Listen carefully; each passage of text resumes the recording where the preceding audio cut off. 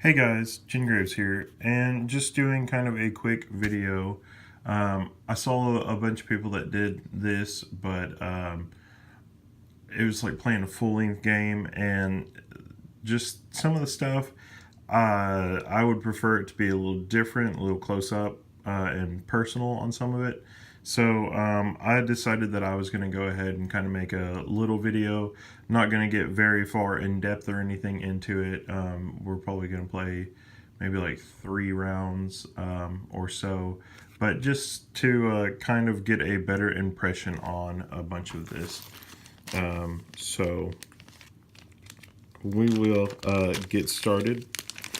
Um, Give me 1 second. I got to pull these other things out of here, and we will be able to start going.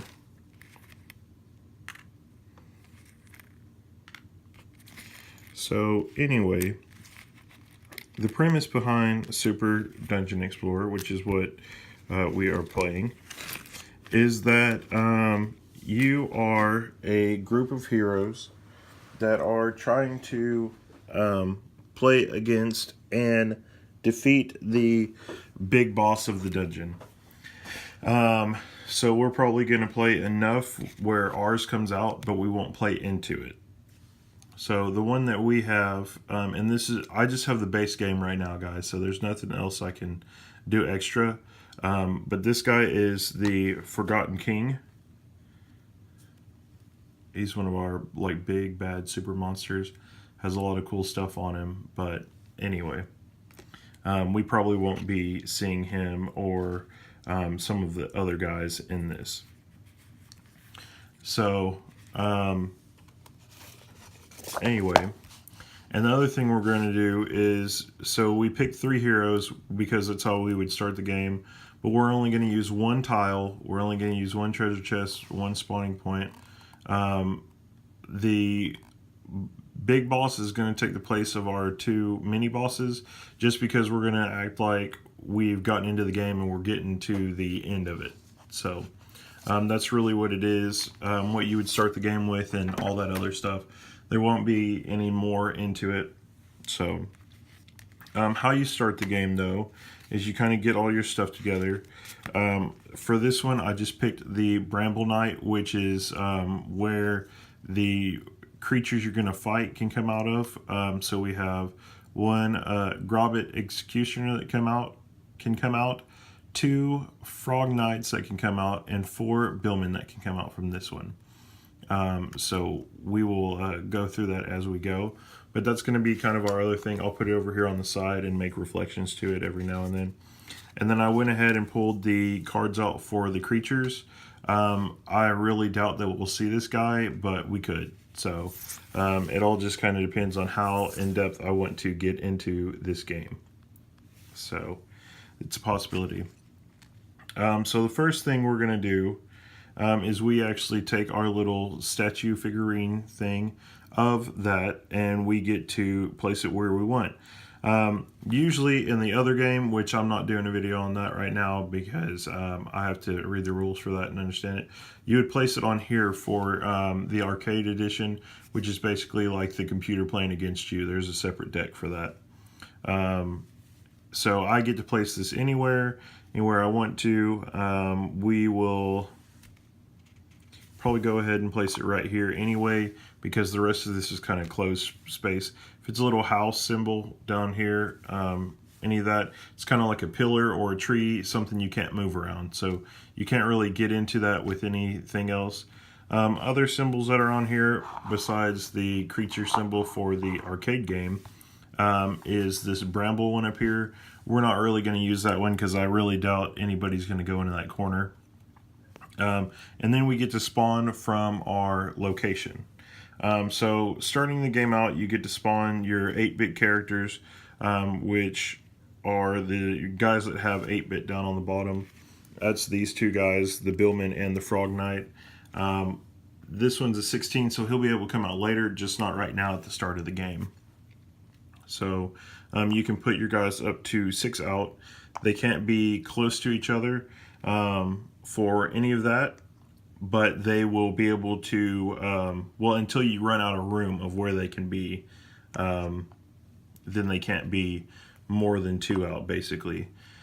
Since this one was really open, I was able to get them all spread out and stuff, so we did good on that part.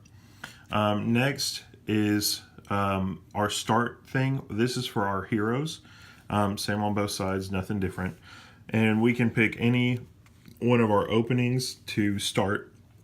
If we were playing the regular one, we'd have 2 other pieces on this one, and we would play it as far away from the center as possible. So as long as it was one of the edges ones, it would be able to go there. So I'm going to put this right here for us to use and move forward with our game. Let me shuffle this real quick. I already shuffled everything else, but then I was like, oh yeah, I forgot to do that one. So there are a lot of different heroes that are in this game, but as of right now, I've decided to play with a couple that I haven't played with yet, which are the Royal Warden and the Thundervale Huntress. And I picked my favorite guy. There's some of the art underneath it. I picked my favorite guy, the Questing Knight. He is very good. I enjoy playing with him. So everybody's got a potion, as indicated by the potion thing. That's what they start with, and that's how many they can hold. 5 life. So let's jump into it. So this is right here, and our guys can get anywhere along beside it. As long as we're 4 within this starting area, you can go 4 out, it can go 4 to the side, as long as we're in that kind of starting area. And the Dungeon Master is going to put that out over here. So put the Questing Knight in front, and our crossbowman kind of in the back. He will probably have to cross over that at some point. So we will just put him there. So basically, the next part of the game is heroes always go first. The idea behind this game, guys, is that you're playing a dungeon crawler RPG kind of thing by itself. So like Dragon's Dogma, something like that. I can't remember what it's called. It's a really old game. I used to play it when I go to the malt shop and stuff that we had here way back when. Yeah, but they had a little game. I can't remember what it is. It's something Dragons or Dragons something. Different than Dragon's Dogma, because Dragon's Dogma has more up-to-date graphics. That one didn't. It was kind of the 8-bit like everything else is on here. So what we're going to do first is we are going to obviously look at our options of what we have, and then we're going to look back at our creatures and stuff and see what we can do.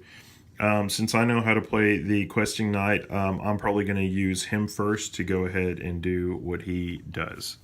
So the Questing Knight is going to, let's see, he's going to move his movement of 6, 1, 2, 3, 4, 5, 6, right here in front of this Billman, right there. And he is in front of that guy, and what we are going to do is these symbols on the top, 6, that looks like a D-pad right there, guys. That's how you know your movement. And this is like a mash button, so if you're playing a game, you know, that's like your A or B or X or something. That's the one that makes you do all your actions, so that's why it looks like a video game button. And so what we are going to do down here on his card is Mighty Throw, and you take his original strength, which is these 2 red, and we'll get to add 1 more red to that because we do that.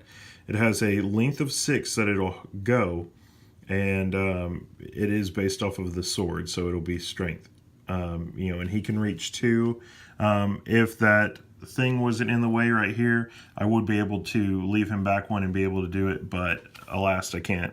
And because it's lance, it has to be in a straight line.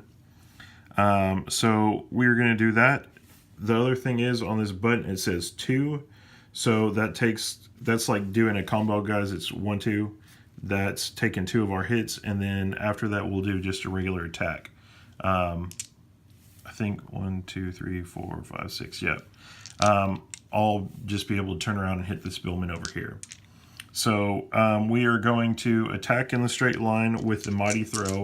You have to roll for each creature. And so what we look at on this deck is that we look at the armor right here. They don't really roll anything until it's like a boss guy, so they just have an armor of 1. As long as we can roll over one armor, we have successfully killed off the Billman. So 1, 2, 3, 4, 5 minus the 1, we still have 4 going through. So this Billman is dead. We will get 1 treasure card over here. I'm just going to set it right here. We don't get to look at it yet till the end of the phase for that hero, and we will move forward. I have to roll for the next one because our Mighty Throw is a direct kind of attack or whatever going that way. It hits 6 up, so we actually hit basically the end of the board. We'll roll for this. As long as we roll over a 1, we have it. So this one won't count for anything, and we still have 5. So 5 minus 1, we're still over 4. So that will kill this Billman off as well. Oop. Try not to kill our knight. And we will get 1 more card over here to look at when we get done. Now, because he's out of movement, you can take movement, you can take actions, however order you want, until you run out of it. So he can't move anymore, but what he will do is basically turn around and he's going to attack this Billman right here. Going off of that, we don't have any abilities we can use, but we can use a base attack, which is just going to be his average 2. So we don't have 3 anymore. And we still rolled a 5, so that will take this Billman out and do the damage and, be done with that. And because we killed another guy, we will get another treasure card. And now since our questing knight has done, we will be able to look at these cards. So the first one is a Dwarven Horn. Nice. We also have a Fizzy Beverage. Nice. And we also have a Brass Knuckle. Now guys, on these things, it matches up with your card correspondingly. So we'll be able to take this and put the strength on him. He now has a +1 blue to his strength whenever we roll. He'll get that. We're going to take this one, and we're probably actually going to share it on a different character. Right now, I'm going to put it on the Royal... we're going to put it on the Royal Warden. What the Fizzy Beverage does is it gives you another action. So instead of this being 3 up here, he's got 4. And the Dwarven Horn, we're going to put on him as well for his strength. Now you can really tell about my favoritism of this guy. And as we go, they kind of look like this. Since that one's red, it goes on the red side, green goes on the green side, yellow goes on the yellow side, and blue goes on the blue side. That's why the Wardens is down there. So we have done that damage. Now we're going to move another character because it's still our turn. You keep going until all your characters are done. Well, you get to do one of your characters. And the other game, it's 2, and then you have to alternate. So our guys will start out and try moving. So this is our Frog Knight. He's got 2 actions. He has the Pounce action, choose an enemy model anywhere within 5 squares and line of sight and place the model with Pounce adjacent to this target, then make the offense roll as normal. I probably don't want to do that. What we will probably do with him is just make 2 regular attacks. We get 2 blue and 1 red. So this is where it's going to get complicated for me. So this is our Frog Knight's stuff attacking him. So our Frog Knight has rolled a 7. And now we take our Questing Knight, and his defense is 2 blue and 1 red. 2 blue. If you haven't noticed on these, red is smaller than the blue ones. There's more options on, well, opposite. There's more options on your red ones than there are on your blue ones. Your blue ones are smaller, and then you actually have these green ones that actually go up to 4 and stuff. So really cool stuff. So that's our attack. This is going to be the defense of our guy. And we rolled 6. We are not going to be able to block that. I should have used his potion down here on the bottom, guys, but I totally forgot. So he will get one of these life tokens. And what these are is you will subtract them off of your guy. That's 1 off. As long as we don't hit 5, then this character is still in the game. Basically, I guess that's a good thing for me to show you these other symbols on here too. If you roll a heart and you have a successful hit on a creature and kill it, you get a heart back. If you, it's not on that one. If you get the potion, you get to have another potion as long as that slot's not filled up. And then he's going to do a second attack on us. We're still going to roll over here to see if there's anything else we get. But as far as it goes, he just got the potion. Monsters don't get potions or hearts or anything like that unless it's stated. And 3, we were successful on that. So he is done with our turn. He has hit us, and he's going to move. So we moved 1, 2, 3, 4, 5, 6, 7, 8. He's going to get out of the way so the Billman can get over there by us.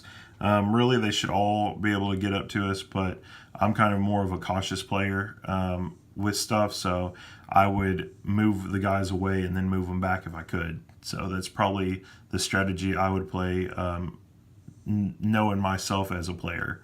So then we're going to move this Frog Knight up, 1, 2, 3, 4. Kind of go with the same strategy with that. He's going to do the exact same thing as the last one. Yep, 2 blue and a red. He got 2. 2 hearts don't do anything. As long as we can get over a 2, we will do that.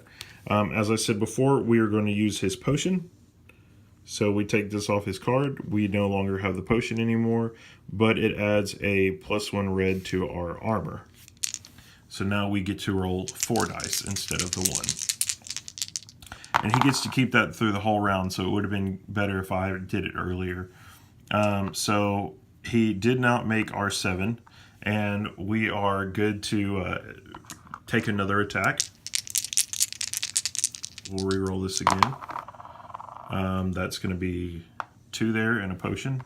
Nothing for him to do to us. And we only got 1 in a potion. So we are going to actually take another heart. It's not, I wouldn't say it's not looking too good for the knight because he can come back, but he doesn't get another turn until after both of these guys go. So 1, 2, 3, 4. He's going to just stand right there behind the tree. And last but not least, our Billman will get to go. He can move 6 like an average adventurer. 1, 2, 3. He's going to, he only has 1 action, so all he can do is just the regular base action.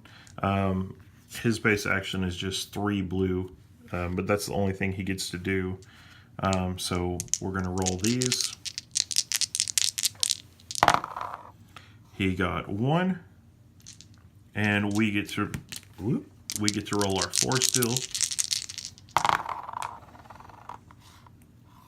So that'll cancel each other out, and we still have 3. So that will be it of the creature's turns. He's going to move back to where he was, kind of put some space between him and our other creatures that are over here, and get them to move forward so we can do our stuff. So next is probably going to be the Royal Warden. Because of the extra stuff we have on him, he'll be able to do one more action. See if he can take some of the guys out. So he is going to move his 6 down there on the card. Let's see. 1, 2, 3, 4, 5, 6. He can't quite make it all the way over there, guys. But what he will do is the crossbow action down there on his card. It only costs 1, and he gets to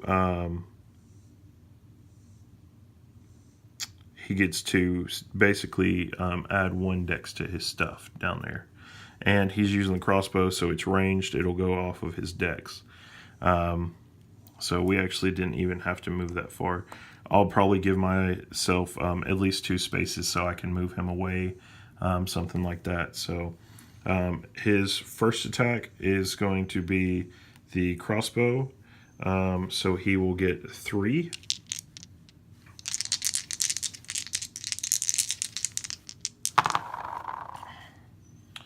One, 2, 3. And then our bird actually gets to roll next. Well, our bird doesn't get to roll.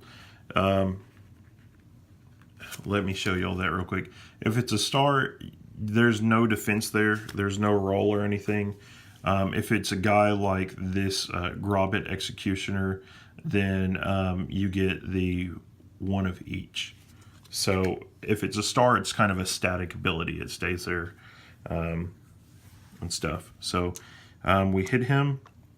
He will take the 1. He's got 1 heart on him. So that will do the damage on him. And I just looked. Actually, these guys are worth 2 skulls. So our Frog Knights or our Billmen wouldn't have gotten to move. But we'll rewrite that wrong, and because he didn't hit anyway, and not worry about that. So since he went back to his starting spot. But anyway, back to that. So we hit 2, he'll take 1. This will kill him off. We'll get the 1 card for him, and then he still gets to move 2. 1, 2. We'll put ourselves kind of in the line of sight of both these guys. Now he's going to target the Billman. Same thing with a range of 6. Oops. It just gave him 3. My bad. So 3, that's still over the 1, and the Billman will go away. So that one is gone. We will get another treasure card. And he will basically turn this way and somehow with his special ninja abilities shoot over and hit this Frog Knight over here. So that's 1, 2, 3, 4. We're going to use his crossbow again. 1, 2, 3. That'll hit him. We get 1 more of those things. Now we're up to 4, and before we can do that, we still have 1 more action left because of our fizzy beverage down here on the bottom, as I've said before, and he is going to turn and actually shoot at the Bramble Knight, which is the spawning spot. So on the Bramble Knight, it has armor as well. The armor is just 1, so we should be able to hit that.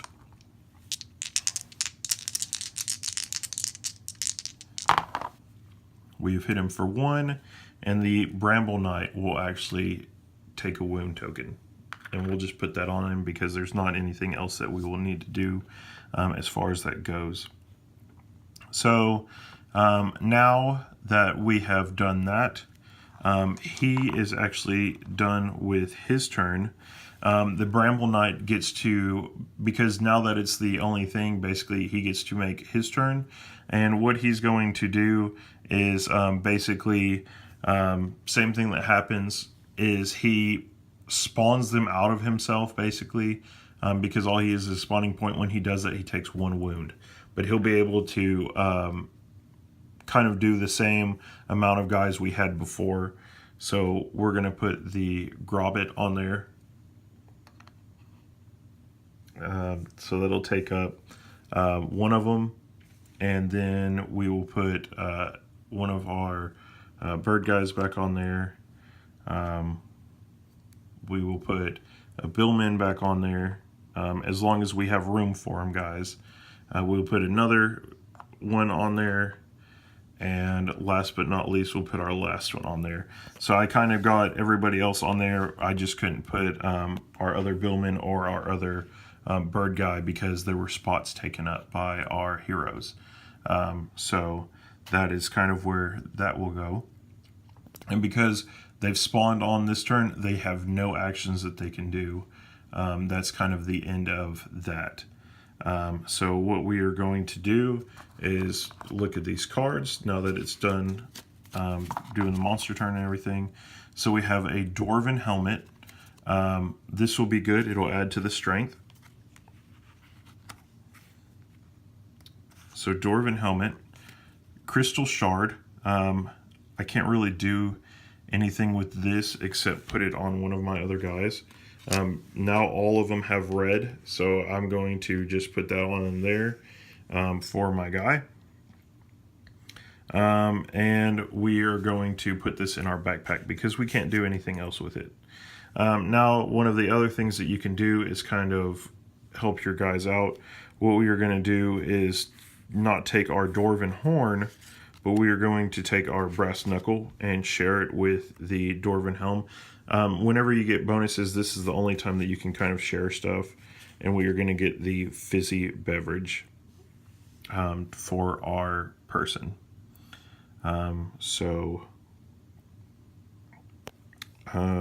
They have that. Let's see, Surefoot, knockdown and model suffers. Knockdown may not move or perform any other actions. It spends 1 action to basically stand up. So what we will probably do, guys, is that lightning charge ability. Now that we can kind of do it twice. So 1, 2, 3, 4, 5, and she's going to well, we're just going to do a basic attack, guys. The lightning charge would kind of be overkill. Now, with our basic attack, we get the 2 blues. We get the 1 red. And because we have this on us, we have 1 more blue. And the strength of our stuff is static, so we get a +1 strength to it. All we need to do is basically beat a 1. So 1, 2, 3, 4 from our stuff down here with our Dwarven Helmet. And that will take this guy out. We will get 1 card. And then, because that space is open right there, we will 1, 2, 3, 4, 5, 6, 7, 8. She will move into that spot. And her weapon, the little sword up here, means that you have like a reach ability. You can reach 2 squares away. The Bramble Knight is 2 squares away from us. And all she needs is a 1. She has the 1, so as long as we don't hit a 0 on our dice 2, we will have successfully taken out the Bramble Knight. We have a 3. The Bramble Knight goes bye-bye. And because that's his 3rd star, or his 3rd heart down on his card. And that will actually make that go away. The creatures will stay there, but the guy goes away. So that would basically be the summoning spot for our Forgotten King to come out, and that would be the last thing of the game. We'll see what this card is. It's a potion, adds 1 to our potion limit. So we are going to stop at this point because the big boss guy came out. I know that will probably be a lot harder, a lot of different stuff for that. And, you know, but anyway, I feel like this video, after doing it, is a lot better than the ones I've seen before. Well, not like totally better, but better in how close it is to the board and explaining the moves as you go. You know, it's different than if you just put your camera like up here and it kind of shows what's going on, but if you're not pointing and stuff, it's kind of pointless. That was a funny pun. I'm sorry.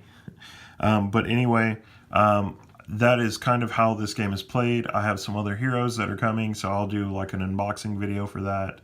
I guess some other heroes and bosses and mini bosses and monsters and stuff like that that I will show later on. I will probably at some point film me and some of my friends doing some of the combat and stuff in this, but as far as right now, that will be it. So anyway, I hope you enjoyed this. There was some other stuff that we could do. You can go, after defeating the one guy, he would have dropped a key.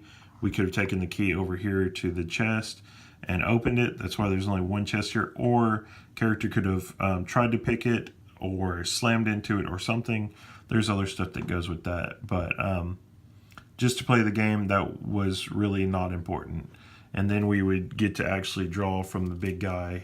Well, if we took out this guy, we would get to draw a red card. So that's kind of every aspect of the game so far. There will be other ones to come, so stay tuned. Like I said, there will be other stuff, you know, and we'll be able to figure out and get to play and see more different characters and stuff like that. So I guess the last thing before I go, I will show you basically the other heroes that you have. That is going to be it, though. That way you know kind of the decisions that you can make if you purchase this box. You will know the other guys you get. As you get farther into it, I'll show you other things that we have that we can do. Some of the mini bosses can actually become heroes too, but until you have other heroes to take their spots, you can't really do anything with that.